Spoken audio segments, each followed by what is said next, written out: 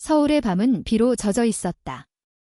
지수는 오토바이 헬멧을 벗으며 젖은 머리카락을 쓸어 넘겼다. 그녀의 손끝은 차가웠지만 가슴속은 뜨거운 무언가로 타오르고 있었다. 3년 전 그녀는 이 집 문 앞에서 쫓겨났다. 너 같은 딸은 우리 집안에 없다는 아버지의 차가운 말과 어머니의 침묵 속에 지수는 자신의 존재가 부정당한 채 집을 떠났다. 이제 배달부 유니폼을 입고 다시 이 문 앞에 서 있다. 지수는 숨을 깊이 들이쉬었다. 손에 든 치킨 배달 봉투가 미약하게 떨렸다.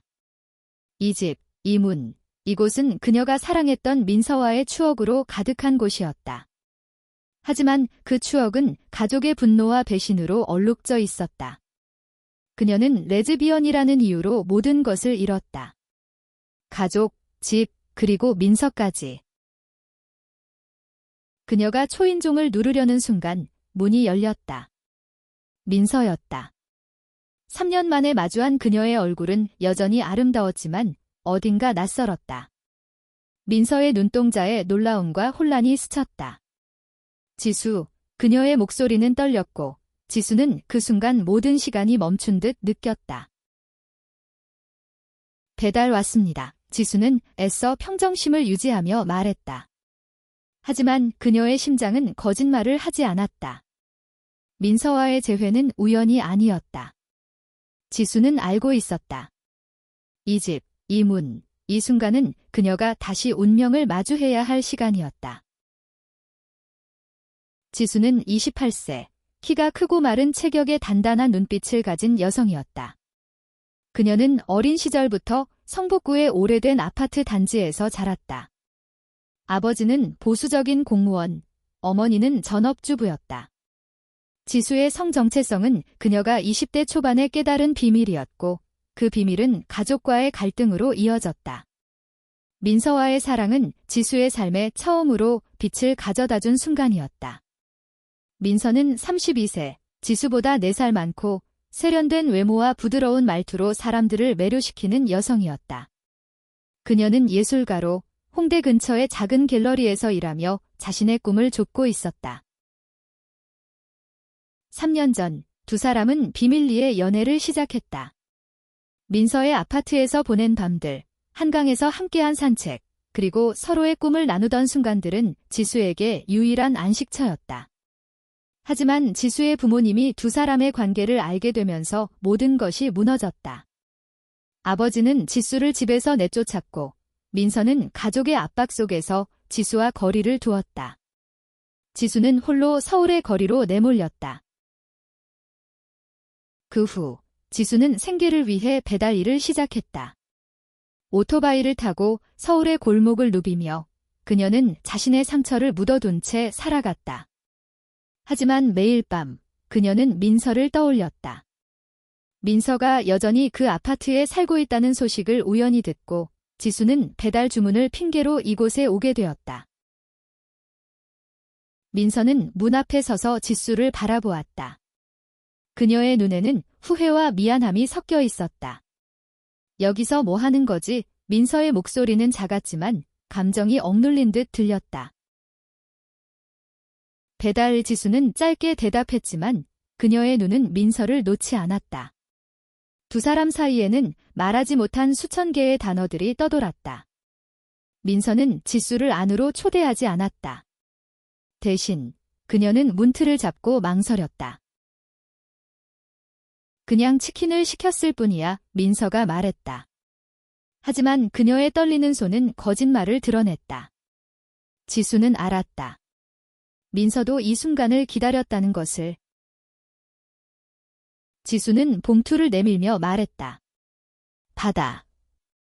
그리고 나중에 얘기하고 싶어. 그녀의 목소리는 단호했지만 그 안에는 간절함이 녹아 있었다. 민서는 봉투를 받아들며 고개를 끄덕였다. 문이 닫히며 지수는 다시 비 내리는 거리로 돌아왔다. 하지만 이번에는 다르다는 느낌이 들었다. 그녀는 다시 이 문을 열기 위해 돌아올 것이다. 지수는 오토바이를 몰며 서울의 밤거리를 달렸다. 비는 그녀의 얼굴을 때렸지만 그녀는 멈추지 않았다. 민서와의 재회는 그녀의 가슴을 뒤흔들었다. 3년 전 민서가 자신을 떠난 이유를 그녀는 이해하려고 노력했지만 상처는 쉽게 아물지 않았다. 민서는 왜 그때 자신을 지키지 않았을까? 왜 가족의 말에 굴복했을까? 지수는 한강변에 오토바이를 세웠다. 그녀는 헬멧을 벗고 강물을 바라보았다. 물결 위로 비친 서울의 불빛은 그녀의 혼란스러운 마음을 비추는 듯했다. 그녀는 민서와의 첫 만남을 떠올렸다. 홍대의 작은 카페, 민서가 웃으며 그녀에게 커피를 건넸던 순간. 그때 민서는 자유로운 영혼처럼 보였다. 하지만 그 자유는 가족과 사회의 무게 앞에서 쉽게 부서졌다. 지수는 주머니에서 담배를 꺼냈다. 그녀는 담배를 피우지 않았지만 스트레스를 느낄 때면 이렇게 꺼내 쥐곤 했다. 그녀의 손가락 사이에서 담배는 젖어갔다. 민서야, 너도 나처럼 아팠을까? 그녀는 혼잣말로 중얼거렸다. 그 순간 그녀의 전화가 울렸다. 배달 앱 알림이었다. 또 다른 주문, 또 다른 주소. 하지만 이번에는 익숙한 주소였다. 민서의 아파트였다. 지수는 숨을 멈췄다. 또 그녀는 믿을 수 없다는 듯 웃었다. 운명이 그녀를 다시 민서에게로 이끌고 있었다. 지수는 오토바이를 다시 몰았다. 비는 더 세게 내렸지만 그녀의 가슴은 뜨거웠다. 이번에는 민서와 마주했을 때 그녀는 도망치지 않을 것이다. 그녀는 자신의 이야기를, 자신의 사랑을, 그리고 자신의 상처를 마주할 준비가 되어 있었다. 민서의 아파트 앞에 다시 선 지수는 손에 든 피자 상자를 꽉 쥐었다. 비는 여전히 그녀의 어깨를 적셨지만 그녀의 눈빛은 흔들리지 않았다. 이번에는 민서가 문을 열기도 전에 지수가 초인종을 눌렀다. 문이 열리고 민서가 나타났다. 그녀는 편안한 트레이닝복 차림이었지만 눈 밑에 다크서클과 흐트러진 단발머리가 그녀의 피로를 드러냈다. 또 너야? 민서의 목소리에는 놀라움과 미묘한 긴장이 섞여 있었다. 주문하셨죠? 지수는 담담히 말하며 피자 상자를 내밀었다. 하지만 그녀의 눈은 민서를 똑바로 바라보았다. 민서는 상자를 받으며 시선을 피했다. 고마워. 그럼 그녀는 문을 닫으려 했지만 지수가 한 발짝 앞으로 나섰다. 민서야, 우리 얘기 좀 해. 지수의 목소리는 단호했지만 그 안에는 간절함이 담겨 있었다. 민서는 멈칫하며 지수를 바라보았다. 그녀의 눈동자에는 복잡한 감정이 얽혀 있었다. 지금은 적절하지 않아. 민서가 낮은 목소리로 말했다. 언제 적절한 때가 올까? 3년 전처럼 날 또 밀어낼 건가? 지수의 목소리가 살짝 떨렸다. 그녀는 자신의 상처를 드러내는 것이 두려웠지만 더 이상 도망치고 싶지 않았다. 민서는 입술을 굳게 다물고 고개를 숙였다. 들어와, 민서가 마침내 말했다. 그녀의 목소리는 작았지만 단단한 결심이 느껴졌다. 지수는 잠시 망설였다. 이 문 안으로 들어가는 것은 단순한 배달이 아니었다. 그것은 그녀의 과거와 미래를 마주하는 일이었다. 민서의 아파트는 여전히 익숙했다. 벽에 걸린 작은 그림들, 민서가 좋아하던 재즈 레코드가 쌓인 선반, 그리고 창가에 놓인 화분까지. 하지만 어딘가 공허한 기운이 감돌았다. 민서는 지수에게 차가운 물 한 잔을 건넸다. 앉아. 지수는 소파에 앉으며 민서를 바라보았다. 왜 날 떠난 거야? 지수는 더 이상 참을 수 없었다. 그녀의 질문은 날카로웠지만 그 안에는 3년간 쌓인 아픔이 담겨 있었다. 민서는 물컵을 손에 쥔 채 말을 잇지 못했다. 나도 몰랐어. 민서가 마침내 입을 열었다. 그때 내 부모님이 찾아왔어. 날 협박했지? 너를 위해서 떠나라고. 내가 너를 망치고 있다고. 그녀의 목소리는 갈라졌다. 지수는 숨을 멈췄다. 그녀는 부모님이 민서에게까지 손을 뻗었다는 사실을 몰랐다. 그래서 날 버린 거야? 그게 내 선택이었어. 지수의 목소리가 높아졌다. 민서는 고개를 저었다. 아니야. 난 널 지키고 싶었어. 하지만 난 겁쟁이였어. 너도 알잖아. 이 사회에서 우리가 어떤 눈으로 보이는지. 지수는 주먹을 꽉 쥐었다. 그녀는 민서의 말에 공감했지만 동시에 분노가 치밀었다. 그럼 넌 지금 행복해? 날 버리고 얻은 그 자유로 행복해. 그녀의 질문은 날카롭게 민서를 찔렀다. 민서는 대답 대신 고개를 숙였다. 침묵이 두 사람을 감쌌다. 지수는 자리에서 일어났다. 미안해, 민서야. 내가 너무 감정적이었어. 하지만 난 아직도 널. 그녀는 말을 멈췄다. 사랑한다는 말은 너무 무거웠다. 지수야, 기다려. 민서가 지수의 손목을 잡았다. 그녀의 손은 차가웠지만 그 안에는 따뜻한 떨림이 있었다. 나도 널 잊지 못했어. 민서의 눈에는 눈물이 고여 있었다. 지수는 민서의 손을 뿌리치지 않았다. 그녀는 민서의 눈을 바라보며 말했다. 그럼 왜 우린 이렇게 됐어? 두 사람의 눈빛은 서로를 향한 갈망과 아픔으로 가득했다. 그 순간 민서의 전화가 울렸다. 화면에 뜬 이름은 천마였다. 민서는 전화를 무시했지만 지수는 그 이름을 보고 가슴이 철렁했다. 민서의 가족도 지수의 가족처럼 그녀를 올가매고 있었다. 가족 때문에? 지수가 물었다. 민서는 고개를 끄덕였다. 그들은 날 받아들이지 않아. 하지만 난 더 이상 도망치고 싶지 않아. 민서의 목소리는 단호했다. 지수는 민서의 손을 마주 잡았다. 그럼 같이 싸우자. 우리 다시 시작할 수 있을까? 그녀의 목소리는 떨렸지만 희망이 담겨 있었다. 민서는 눈물을 흘리며 고개를 끄덕였다. 하지만 그들의 재회는 쉽지 않을 터였다. 문 밖에는 여전히 비가 내리고 사회의 차가운 시선과 가족의 압박이 그들을 기다리고 있었다. 지수는 민서의 아파트를 나와 오토바이를 몰았다. 그녀의 마음은 혼란스러웠다. 민서의 눈물, 그녀의 떨리는 손, 그리고 그들이 나눴던 대화는 지수의 가슴을 뒤흔들었다. 하지만 동시에 희망의 불씨가 다시 타오르고 있었다. 서울의 밤은 여전히 축축했다. 지수는 배달 일을 계속하며 민서와의 대화를 곱씹었다. 민서가 자신을 잊지 못했다고 말했다는 사실이 그녀를 설레게 했지만 동시에 두려움이 밀려왔다. 그들의 사랑은 3년 전처럼 다시 부서질 수 있었다. 지수는 다음 배달지로 향하며 자신의 과거를 떠올렸다. 그녀가 20대 초반이었을 때 가족과의 갈등은 그녀를 완전히 바꿔놓았다. 아버지의 분노, 어머니의 침묵, 그리고 동생의 외면은 지수를 외롭게 만들었다. 그녀는 자신의 성정체성을 숨기려 노력했지만 민서를 만난 후 모든 것이 달라졌다. 민서는 그녀에게 사랑이 죄가 아님을 가르쳐준 첫사람이었다. 하지만 그 사랑은 너무 빨리 무너졌다. 민서의 가족도 그녀의 부모님처럼 보수적이었다.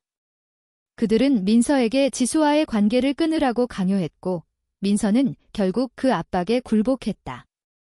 지수는 민서를 원망했지만 동시에 그녀를 이해하려 노력했다. 한국 사회에서 레즈비언으로 사는 것은 쉬운 일이 아니었다. 지수는 배달을 마치고 잠시 휴게소에 멈췄다. 그녀는 핸드폰을 꺼내 민서에게 메시지를 보냈다. 우리 진짜 다시 시작할 수 있을까? 메시지는 간단했지만 그녀의 모든 감정이 담겨 있었다. 민서의 답장은 바로 오지 않았다. 지수는 초조하게 기다리며 담배를 꺼내 쥐었다. 그녀는 민서가 다시 도망칠까 봐 두려웠다. 하지만 몇 분 뒤 민서의 답장이 왔다. 나도 두려워. 하지만 너 없이 사는 건 더 두려워. 지수는 미소를 지었다. 그녀는 민서의 마음이 여전히 자신에게 열려 있다는 것을 느꼈다. 하지만 그들의 앞에는 여전히 많은 장애물이 있었다. 가족, 사회, 그리고 그들 자신의 상처. 다음 날, 지수는 민서와 다시 만나기로 약속했다. 민서는 홍대 근처의 조용한 카페에서 만나자고 제안했다. 지수는 그 카페가 두 사람이 처음 만난 곳이라는 것을 기억했다. 그녀는 설렘과 긴장이 뒤섞인 마음으로 카페로 향했다. 카페에 들어서자 민서가 창가에 앉아 있었다. 그녀는 부드러운 스웨터를 입고 있었고 손에는 따뜻한 커피 잔을 들고 있었다. 지수는 민서의 미소를 보고 가슴이 따뜻해졌다. 왔어, 민서가 부드럽게 말했다. 지수는 민서 맞은편에 앉았다. 여기, 우리 처음 만난 곳이야. 그녀는 웃으며 말했다. 민서는 고개를 끄덕였다. 맞아. 그때 내가 너무 어색해서 커피를 엎을 뻔했지. 두 사람은 동시에 웃었다. 그 웃음은 3년간의 아픔을 잠시 잊게 했다. 하지만 대화는 곧 진지해졌다. 민서는 자신의 이야기를 털어놓았다. 그때 내 부모님이 날 찾아왔을 때 난 너무 무서웠어. 그들은 내가 너를 망치고 있다고 했어? 난 너를 지킬 힘이 없었어. 민서의 눈에는 다시 눈물이 고였다. 지수는 민서의 손을 잡았다. 이제는 달라. 우리 같이 싸울 거야. 이 그녀의 목소리는 단호했다. 민서는 고개를 끄덕였지만 그녀의 눈에는 여전히 두려움이 남아 있었다. 그 순간 카페 문이 열리며 낯익은 얼굴이 들어왔다. 민서의 오빠였다. 그는 민서와 지수를 보고 눈썹을 찌푸렸다. 민서야, 이게 뭐야? 그의 목소리는 날카로웠다. 지수는 숨을 멈췄다. 또다시 그들의 사랑이 시험대에 오르는 순간이었다. 민서의 오빠, 민주는 카페 안으로 성큼성큼 들어왔다. 그의 눈빛은 차갑고 날카로웠다. 너, 아직도 이 여자랑 엮여 있는 거야? 민준의 목소리는 주변의 시선을 끌 정도로 컸다. 민서는 얼굴이 하얗게 질렸고 지수는 본능적으로 민서의 손을 더 꽉 잡았다. 오빠, 제발. 민서가 떨리는 목소리로 말했다. 하지만 민주는 그녀의 말을 끊었다. 민서야, 너 때문에 가족이 얼마나 망신당했는지 알아? 엄마가 얼마나 아팠는지. 그의 목소리는 분노로 가득했다. 지수는 자리에서 일어났다. 그녀는 더 이상 도망치고 싶지 않았다. 민서가 뭘 잘못했죠? 사랑한 게 죄인가요? 그녀의 목소리는 단호했지만 떨림이 섞여 있었다. 민주는 지수를 노려보았다. 너 때문에 민서가 망가졌어. 너 같은 사람 때문에. 카페 안의 공기가 얼어붙었다. 다른 손님들이 힐끔힐끔 그들을 쳐다보았다. 민서는 고개를 숙이고 손을 떨었다. 지수는 민서의 어깨를 감싸며 말했다. 민서야, 괜찮아. 내가 여기 있어? 민주는 한숨을 내쉬며 말했다. 민서야, 집에 가자. 엄마가 널 기다리고 있어. 하지만 민서는 고개를 저었다. 아니야, 오빠. 난 더 이상 도망치지 않을 거야. 그녀의 목소리는 작았지만 단단한 결심이 느껴졌다. 민주는 믿을 수 없다는 듯 민서를 바라보았다. 너 진심이야. 그는 잠시 말을 잇지 못했다. 지수는 민서의 손을 놓지 않은 채 민준을 똑바로 바라보았다. 민서가 행복할 권리가 있어요. 저도 마찬가지고요. 민주는 더 이상 말을 잇지 못하고 카페를 나갔다. 하지만 그의 떠난 자리에 남은 긴장감은 쉽게 사라지지 않았다. 민서는 지수의 손을 잡으며 말했다. 고마워, 지수야. 하지만 이게 끝이 아니야. 지수는 고개를 끄덕였다. 알아. 하지만 우린 같이 이겨낼 거야. 이 두 사람은 카페를 나와 한강변으로 걸어갔다. 비는 그쳤지만 공기는 여전히 차가웠다. 민서는 지수의 손을 놓지 않았다. 그날 밤, 지수는 자신의 작은 원룸으로 돌아왔다. 그녀는 침대에 누워 천장을 바라보았다.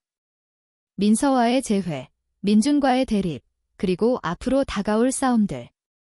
모든 것이 그녀를 압박했지만 동시에 그녀에게 힘을 주었다. 지수는 민서에게 메시지를 보냈다. 내일, 우리 같이 계획 세우자. 더 이상 숨지 말자. 민서의 답장은 빠르게 왔다. 응, 지수야. 같이 싸우자. 다음 날, 두 사람은 다시 만났다. 이번에는 민서의 갤러리에서였다. 민서의 작업실은 그림과 캔버스로 가득했고 그녀의 예술은 여전히 그녀의 감정을 담고 있었다. 지수는 민서의 작품을 보며 미소를 지었다. 너 아직도 이렇게 멋진 그림을 그리네? 민서는 쑥스러운 듯 웃었다. 너도 여전히 날 설레게 해. 두 사람은 웃으며 서로를 바라보았다. 하지만 그들의 대화는 곧 진지해졌다. 민서는 자신의 가족과의 갈등을 털어놓았다. 오빠가 엄마한테 다 말했을 거야? 곧 난리 날 거야. 지수는 민서의 손을 잡았다. 그럼 우리가 먼저 준비하자. 내 가족과 마주할 준비, 그리고 우리를 지킬 준비. 민서는 고개를 끄덕였다. 그녀는 더 이상 도망치고 싶지 않았다. 그들은 함께 계획을 세웠다. 민서의 가족과 대화할 방법, 그리고 그들의 사랑을 지킬 방법을. 하지만 그 과정은 쉽지 않을 터였다. 민서의 어머니는 보수적인 가정에서 자란 사람으로 민서의 성 정체성을 절대 받아들이지 않았다. 며칠 뒤, 민서의 어머니가 갤러리로 찾아왔다. 그녀는 민서와 지수를 보고 분노를 감추지 않았다. 민서야, 이게 뭐야? 너 아직도 이런 삶을 살겠다고? 그녀의 목소리는 날카로웠다. 지수는 민서의 옆에 서서 그녀를 지지했다. 엄마, 저 행복해요. 지수와 함께라면요. 민서의 목소리는 떨렸지만 단호했다. 어머니는 믿을 수 없다는 듯 민서를 바라보았다. 너 때문에 우리 집안이 망신당했어. 지수는 더 이상 참을 수 없었다. 민서가 뭘 잘못했나요? 사랑한 게 잘못인가요? 민서가 행복한 게 왜 엄마를 아프게 하나요? 그녀의 목소리는 강렬했다. 민서의 어머니는 말을 잇지 못하고 갤러리를 나갔다. 민서는 눈물을 흘리며 지수를 끌어안았다. 고마워, 지수야. 너 때문에 내가 더 강해졌어. 지수는 민서를 안으며 말했다. 우리 같이 강해질 거야? 민서의 어머니와의 대립 이후 두 사람은 잠시 숨을 고를 시간을 가졌다. 하지만 그들의 싸움은 이제 막 시작된 것이었다. 민서의 가족은 그녀를 끊임없이 압박했고 지수의 부모님도 여전히 그녀와 연락을 끊고 있었다. 지수는 배달 일을 하며 자신의 삶을 지탱했다. 그녀는 민서와 함께 시간을 보내는 것이 유일한 위안이었다. 하지만 사회의 시선은 여전히 그들을 따라다녔다. 배달을 하던 중 지수는 우연히 자신의 동생을 마주쳤다. 지수의 동생, 은수는 25세로 지수와 달리 가족의 기대를 충족하며 살아가는 중이었다. 오빠 아니, 언니. 은수는 지수를 보고 당황한 듯 말했다. 지수는 오토바이 헬멧을 벗으며 미소를 지었다. 오랜만이야, 은수야. 은수는 어색하게 고개를 끄덕였다. 언니, 잘 지내? 그녀의 목소리는 조심스러웠다. 지수는 동생의 눈빛에서 미안함을 읽었다. 응, 나름대로. 너는? 은수는 잠시 망설이다 말했다. 엄마 아빠가 언니 얘기 자주 해. 근데 화가 나 있어. 지수는 쓴웃음을 지었다. 알아. 그들이 날 받아들일 리 없지? 은수는 고개를 숙였다. 미안해, 언니. 그때 내가 더 도와줬어야 했는데. 그녀의 목소리는 떨렸다.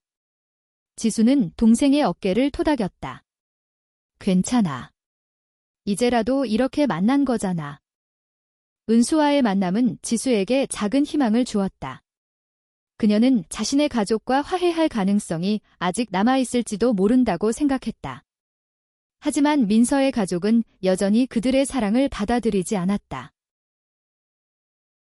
민서는 자신의 갤러리에서 새로운 전시를 준비하고 있었다. 그녀는 자신의 성 정체성과 사랑을 주제로 한 작품을 그리기 시작했다. 지수는 민서의 작업실에서 그녀의 그림을 보며 감동받았다. 민서야, 이거 정말 대단해. 민서는 쑥스러운 듯 웃었다. 내가 느낀 감정을 담은 거야? 너와 함께한 시간, 그리고 우리가 겪은 아픔들. 그녀의 작품은 강렬하고 솔직했다. 지수는 민서의 용기에 감탄했다. 전시회가 열리는 날, 민서와 지수는 함께 갤러리에 섰다. 많은 사람들이 민서의 작품을 보며 감탄했고, 일부는 그들의 사랑을 응원했다. 하지만 민서의 가족은 전시회에 나타나지 않았다. 민서는 실망했지만 지수의 손을 잡으며 말했다. 괜찮아. 우리가 함께니까. 그날 밤, 두 사람은 한강변에서 별을 바라보며 이야기를 나눴다. 지수야, 우리가 이렇게 계속 버틸 수 있을까? 민서가 물었다. 지수는 민서의 손을 잡으며 말했다. 버티는 게 아니야. 우린 살아가는 거야. 우리 방식대로. 민서는 지수의 어깨에 머리를 기댔다. 너랑 같이라면 어떤 시선도 두렵지 않아. 두 사람은 서로를 끌어안으며 한강의 바람을 느꼈다. 하지만 그들의 평화는 오래가지 않았다. 며칠 뒤 민서의 오빠가 다시 찾아왔다. 그는 민서에게 최후 통첩을 내렸다. 민서야, 지금이라도 정신 차려. 아니면 우리 가족에서 완전히 제외될 거야. 민서는 단호하게 대답했다. 오빠, 난 내 삶을 살 거야. 지수와 함께 민주는 분노하며 떠났지만 민서는 더 이상 흔들리지 않았다. 지수는 민서의 결심에 감동받았다. 그녀는 민서와 함께라면 어떤 장애물도 이겨낼 수 있을 것 같았다. 하지만 그들의 앞에는 아직 많은 시련이 기다리고 있었다. 민서의 단호한 결심은 지수에게 큰 힘이 되었다. 두 사람은 서로를 의지하며 그들의 사랑을 지키기 위해 싸웠다. 하지만 사회의 차가운 시선과 가족의 압박은 여전히 그들을 괴롭혔다. 지수는 자신의 부모님과 다시 대화해보기로 결심했다. 그녀는 은수에게 연락해 도움을 청했다. 은수는 망설였지만 결국 지수의 편을 들었다. 언니, 내가 엄마 아빠 설득해볼게. 은수의 목소리는 작았지만 진심이 담겨 있었다. 지수는 은수와 함께 부모님의 집으로 향했다. 3년 만에 다시 찾은 집은 여전히 낯설고 차가웠다. 문을 열어준 어머니는 지수를 보고 놀란 표정을 지었다. 지수. 엄마, 나예요. 지수는 떨리는 목소리로 말했다. 아버지는 거실에서 나오며 지수를 노려보았다. 여기 왜 왔어? 아직도 정신 못 차렸나? 지수는 숨을 깊이 들이쉬었다. 아빠, 저 행복해요. 민서와 함께라면요. 저를 받아들여 주세요. 그녀의 목소리는 단호했지만 눈에는 눈물이 고였다. 아버지는 고개를 돌렸다. 너 같은 딸은 없어. 그의 말은 여전히 날카로웠다. 하지만 어머니는 망설이는 듯 보였다. 지수야, 엄마는 널 잃고 싶지 않아. 그녀의 목소리는 떨렸다. 은수가 나섰다. 엄마, 아빠, 언니는 잘못한 게 없어요. 사랑한 게 왜 잘못인가요? 은수의 목소리는 강렬했다. 지수는 동생의 말에 눈물이 흘렀다. 그날, 지수는 부모님과 완전한 화해를 이루지 못했지만 어머니의 태도가 조금 누그러진 것이 희망의 신호였다. 지수는 민서에게 이 소식을 전하며 말했다. 천천히 바뀔 거야. 우리도 바뀌었잖아. 민서는 지수를 끌어안으며 말했다. 너 정말 대단해. 나도 너처럼 용기 내고 싶어. 두 사람은 서로를 의지하며 앞으로 나아갈 준비를 했다. 민서의 전시회는 큰 성공을 거두었다. 그녀의 작품은 많은 사람들에게 감동을 주었고, 그녀의 사랑과 정체성을 솔직히 드러낸 용기는 사람들의 마음을 움직였다. 지수는 민서의 곁에서 그녀를 응원했다.